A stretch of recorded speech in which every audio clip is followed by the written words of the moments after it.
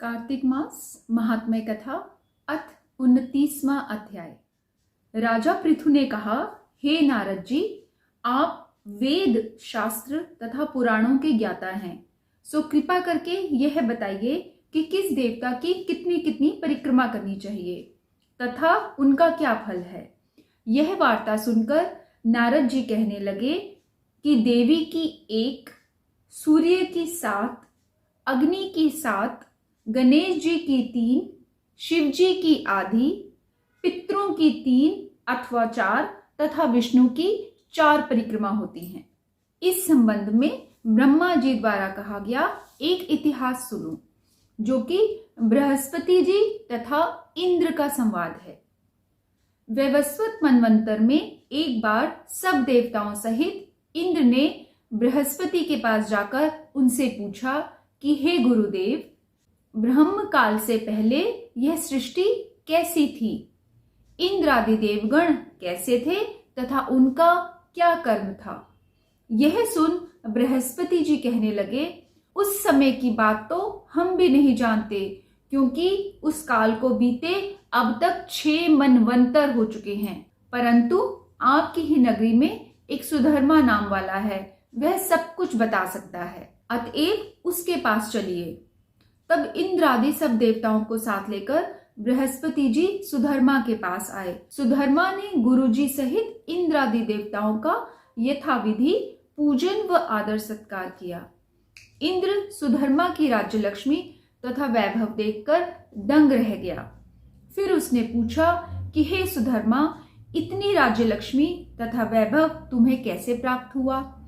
साथ ही तुमने कौन सा ऐसा यज्ञ, दान व तप किया है जिससे ब्रह्म कल्प से पहले की बात भी आप जानते हैं? सुधर्मा ने कहा, हे इंद्र, जब 4 युगों की 1000 चौकड़ी बीत जाती है, तब ब्रह्मा जी का एक दिन होता है। उस एक दिन में 14 मनु और इंद्र होते हैं। जब हम विष्णु लोक में थे, तब वहां पर रहते हमारे सामने इतने ब्रह्मा हो चुके हैं कि हम उनकी गणना भी नहीं कर सकते। उसके बाद जब हम यहाँ स्वर्ग में आए और हमने जो भी अच्छा कर्म करके इतनी लंबी आयु पाई, उसका विवरण सुनो। पहले जन्म में मैं मांस भक्षी गिद्ध था। एक समय कार्तिक शुक्ला नवमी को श्री विष्णु के मंदिर पर बैठा हुआ था कि एक शिकारी ने आकर बाण मारा, जिससे घायल होकर मैं विष्णु मंदिर में आ गिरा। उसी समय मांस के लोभी एक कुत्ते ने आकर मुझको पकड़ लिया। उसे देखकर अन्य कुत्ते भी वहां पर आ गए। वह कुत्ता उनसे डरकर मंदिर के चारों ओर चक्कर लगाने लगा। अन्य कुत्ते भी उसके पीछे पीछे भागते रहे। इस प्रकार सबकी प्रदक्षिणा हो गई। इसी बीच मेरी मृत्यु हो गई।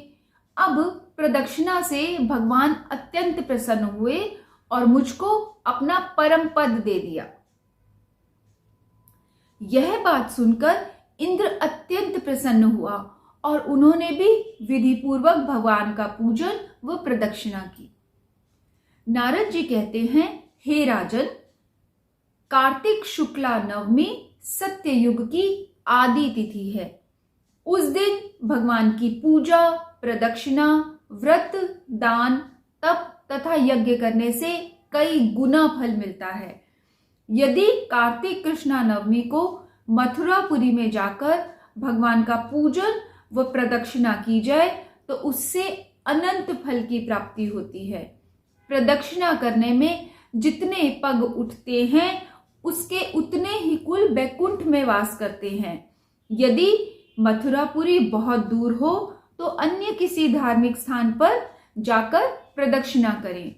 यदि यह भी संभव ना हो तो ब्राह्मण, विष्णु की प्रतिमा, गौ या गौ के स्थान, तुलसी या शालिग्राम की मूर्ति की प्रदक्षिणा कर लेवें।